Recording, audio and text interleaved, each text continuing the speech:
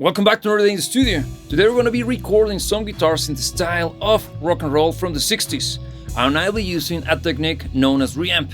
If you're not familiar with the term, let me explain quite briefly. Reamping is a technique that allows for a guitar or bass direct signal to be recorded, for it to be processed by a proper effect chain and amplifier at a later stage, allowing for precise tone crafting. For example, when using an amp simulator software like Amplitude, you can keep tinkering with the sound of your take because what is recorded is the clean DI and not the output of the guitar modeler software. I'll be doing the same but with analog gear, by outputting the previously recorded DI into my amp and pedals through the use of a reamp box, which turns the output of my interface into the right signal for my amps. But if you're working in the box, don't worry because all of these techniques applies the same. You can also get the same tones from this session, since I made captures of them, which you can download for free from ToneNet and use with the free ToneX app. Link in the description. Okay, now that we're understood and we have that out of the way, let's begin. Welcome back to Luna, the software that we're gonna be using to produce this particular track. I already have here my DI tracks, and the one that we're gonna be working with at the moment, the first one is gonna be this guy over here, which is guitar L. And the way to go is gonna be by doing this. Let me show you the mixer. I already have the output of these guitars, the ones that I'm going to be working on at the moment, routed out to output number 11, which is the one that I'm using from off my converter to send the information, in this case the DI track from my guitar, from the computer into my amplifier. And today we're going to be working with this particular amplifier. This is the Vaporizer by Fender, which is a very funky sounding amplifier. It was an attempt by Fender to kind of revive that particular sound from that era. It's kind of 50s inspired, and it actually has that particular tone to it. I like it very much. It's a very good sounding amplifier, and I'm going to be pairing it with a little bit of an overdrive. That's a custom overdrive that I got over there. It's a very low gain overdrive, but it sounds beautifully. And also, I'm going to be rocking another piece of gear. In this case, we're going to be rocking the TC Electronics, well, is the G Major 2 by TC Electronics. I'm going to be using it for vibrato, or not vibrato, probably a tremolo later on the track. So, let's begin. Back in Luna, I already have my track created that will be the one that is going to be receiving the output of the amplifier once it's been recorded, of course. And I have here the Celestion speaker shaper plugin that I love. If you have been following this channel for a while, you will be familiar with this guy. I like to use this guy for every single thing that requires IRs. This is basically speaking an IR loader.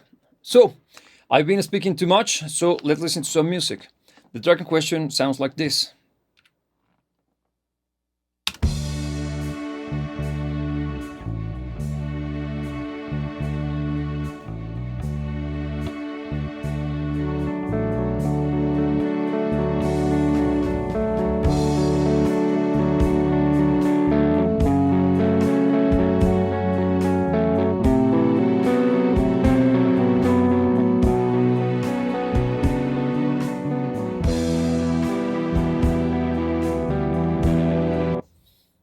Already sounding warm and cozy, right?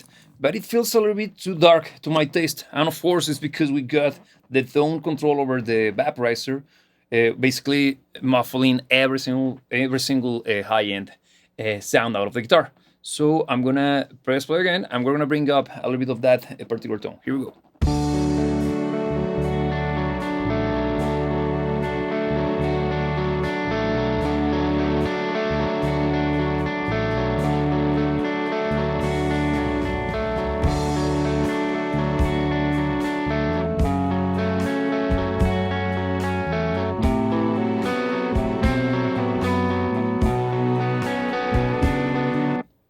Okay, at this stage I like it, but I don't want to keep pushing the tone up that much because this kind of design has a particularity to it. This has no control over the output. This is a very vintage sounding amp, so if you crank up the tone, you're gonna add more distortion, and if you crank up the volume, you're gonna, of course, add more distortion as well. So you gotta balance it. Do a balancing act in between both of them to get wherever you're looking for. So in this case, let's take a look at the speaker shaper. because I'm going to be working with the microphone and the positioning, in this case, through the use of the IR loader, to get that tone that it's more what is in my head. First and foremost, right now we're just using the stock vintage stereo. I think that's not the best for the job. So let's try the G12 75. And also, I think I'm going to go for a smaller diameter because we're getting a little bit of too much of the low end. And I'm going to stick to 2x10. Let's see.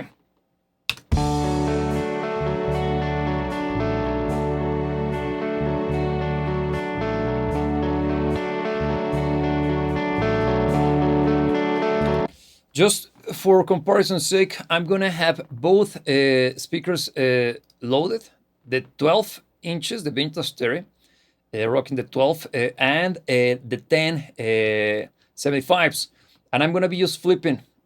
By doing this, you would be able to hear which, or we're gonna be able to bypass one and replace it with the other. That way we can actually see the difference between the speakers. That's one of the things that I like about this particular plugin. So let's see.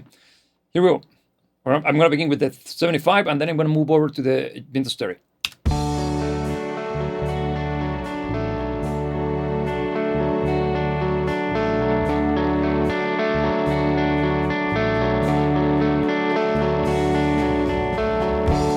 I think it's quite obvious, right? 75 is working better because the V30 has this particular bump on the mid-range that it's great for many things. It's actually my favorite speaker out of the bunch. But this guy is doing a better job. It's a little bit cleaner sounding.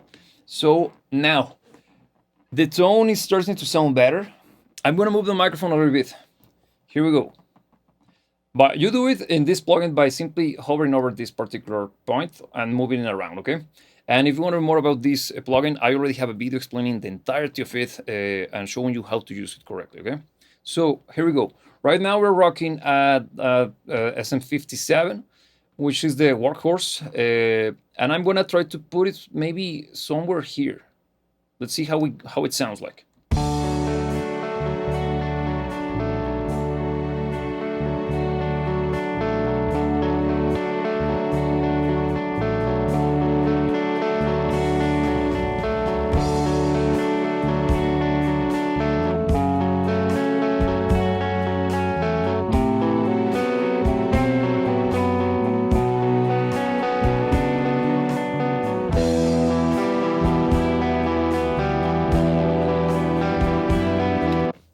I like that. I like that.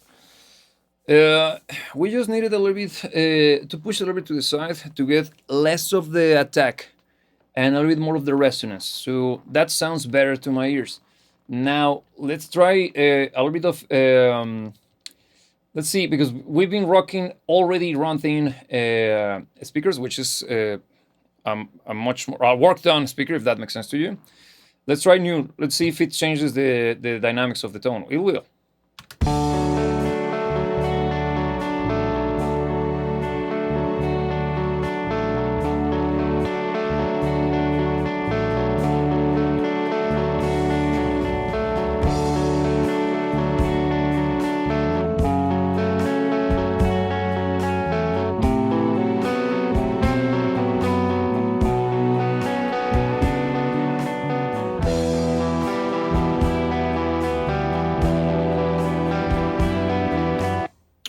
Sounding better. Now I'm gonna play around with this guy. Right now we've been rocking a closed cabinet. Open cabinet makes more sense to me because it's basically following the design of the amp, but also it's similar to what they used to. Well, like it's similar to amps like from that era, right? So let's see.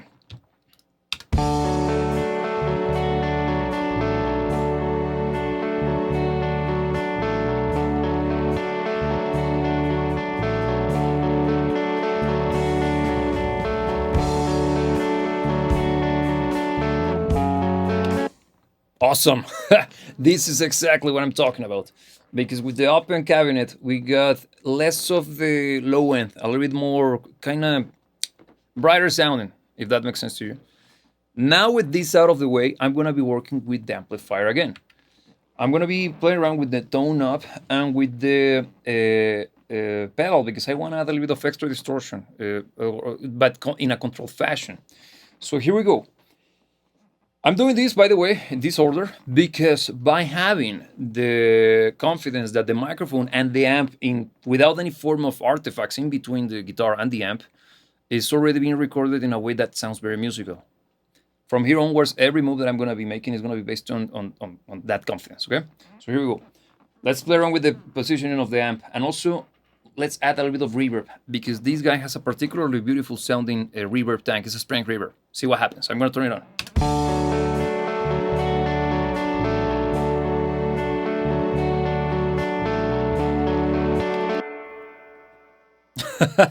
Beautiful, right? Of course, we gotta be careful with this because it's too much. So let's back it up.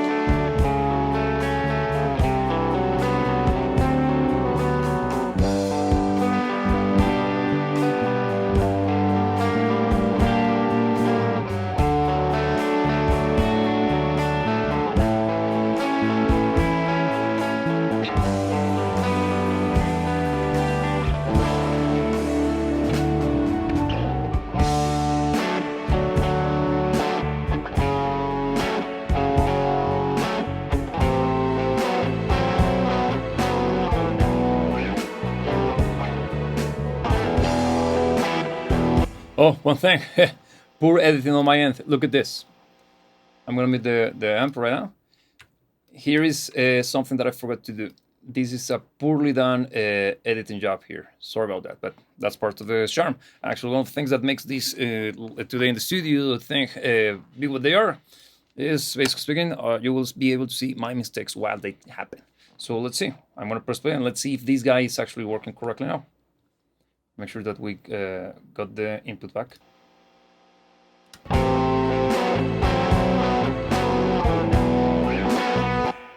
There is a mistake.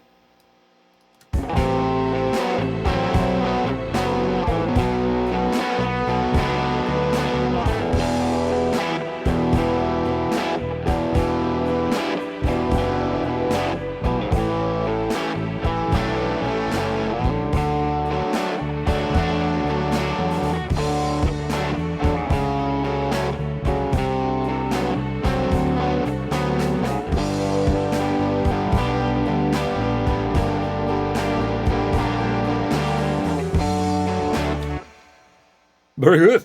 Love it. It's already sounding like I want it to sound. Now, I'm going to be adding a little bit of tremolo to the tone. For that, I'm going to be applying or using the TC Electronics G Major 2. So give me a few seconds because I'm going to be moving the camera, okay? Okay, so I already changed the position of the camera. So let's play around with the G Major. Over here we got the artifact in question. This is a very cool sounding rack unit. It's a multi-effects unit, and it has a very beautiful tone to it. It's old, so if you're gonna get one, please be quick because the used market will realize that these boxes are actually very, very useful, and you'll see that the prices will go up in price.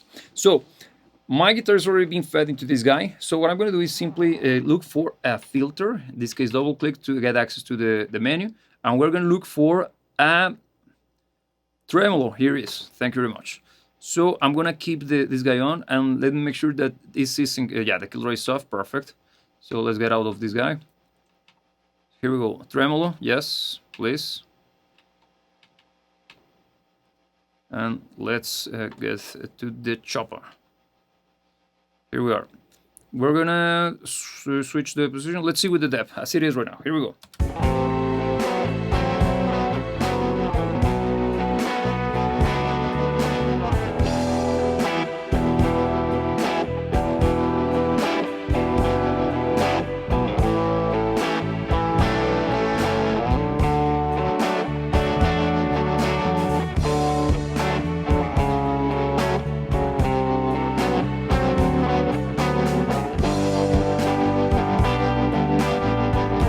Right now it's too much, I know. But I'm gonna use this stupid amount of tremolo to set the tempo in a way that it's musical and it's in accord to the rhythm of the track. So we're gonna be doing it by controlling the tremolo speed. Here we go.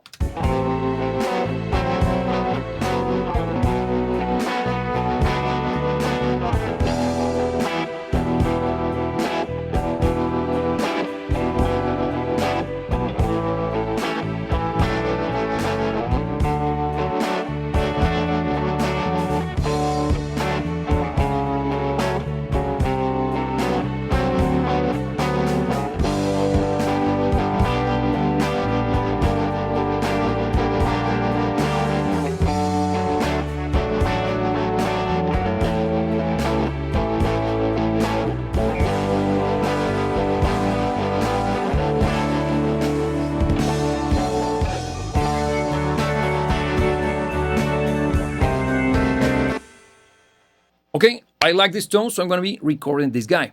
But since we're dealing with a stereo pair, this is gonna be take number one. Once I'm back with you, I'm gonna be showing you how I'm gonna record in the second side. Okay, now that I recorded the guitar on the left, it's time to hit the guitar on the right. So let's begin with this. I'm gonna take you to the mixer again, and I'm gonna go straight to the point on, or to the section of my mixer where I have my DI tracks. Is these guys over here. Since we're dealt with the left side, I'm gonna turn on the R, the right side, and we gotta make sure that both of our, every single one of the faders that are outputting DI signals are set to maximum, to zero, sorry. I mean unity, of course. And also, I'm gonna make sure that the output is corresponding to the right one, which is output 11. Now, going back to the arrangement window, I'm gonna go straight to the point on which that guitar begins playing, which is this section over here. So, I already created my guitar track over here, already loaded with the speaker shaper, the one from Celestion. And in this case, since we're gonna be creating the double, I gotta make sure that I don't have the exact same replica. So first thing first, in this case, I'm gonna bypass the tremolo effect in this guy. Okay, so we won't be using the tremolo for this. Here it is. And also, I'm gonna turn off the overdrive, because I will be playing with a completely different tone. The idea is to create a little bit of discrepancies on the tone for each of the takes, so we can get a wider sounding stereo image. Let's see what we got. So let me make sure that everything is correctly set. Yes, it is indeed. So let's turn on the input monitoring. Pressing play.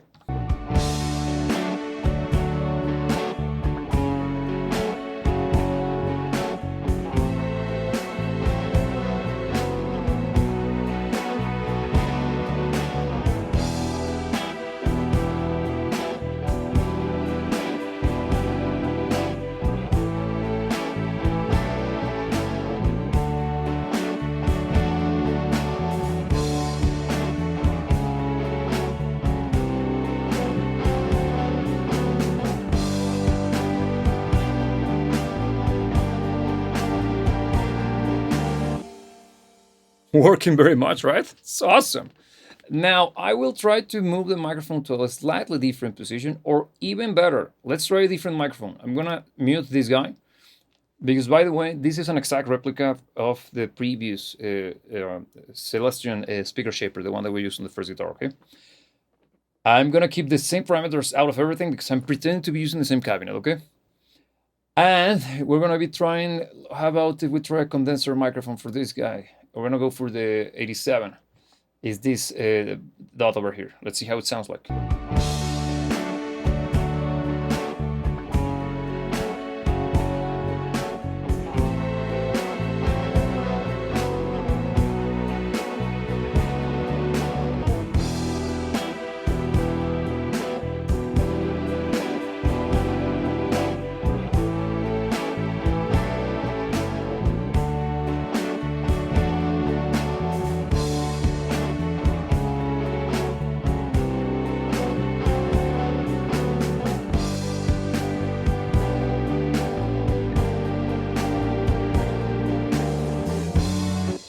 It's darker sounding, super dark, when compared to the other guy.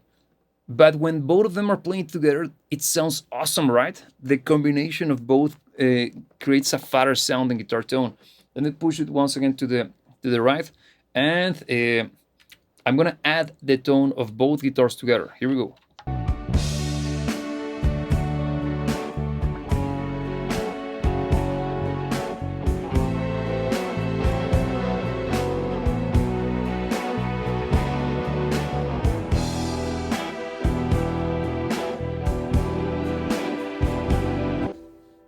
I like what I'm hearing, but I want to try something else. What will happen if we get the input of the amplifier to the right section? Let's see. As the name implies, this is like a second channel, but in reality, it's just less filter take on the preamp. Because from what I recall, the normal, which is the one we've been using so far, was designed to be used with single coil guitars, which is what I used for this recording. But the bright is meant to be used, of course, with humbuckers or darker sounding pickups in general. So it might be super bright, but we already are dealing with a dark recording. Let's see what happens.